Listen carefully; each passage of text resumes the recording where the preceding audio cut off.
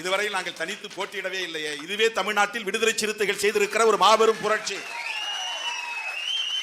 இந்த கோணத்தில் எவனும் பேச மாட்டான், இந்த கோணத்தில் எவனும் நம்மை பாராட்ட மாட்டான். இதே யாராவது ஒரு நடிகன் வந்து இப்படி நின்று இருந்தா ஆகா ஓஹோ தோல்ல தூக்கி வைத்துக் கொண்டு அடுத்த முதலமைச்சர் இவர்தான் அப்படின்னு ஒரு 15 நாள் பேசியிருப்பான் டிபேட். ஒரு பையன் இதை பத்தி பேசல, வாயை திறக்கல. அப்படி காட்டிட்டா திருமாவளவனுக்கு ஓஹோன்னு ஒரு அங்கீகாரம் கிடைச்சிடும்.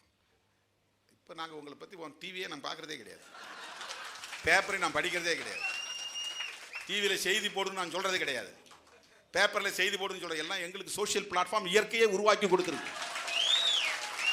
இயற்கையை உருவாக்கி கொடுத்துருக்கு.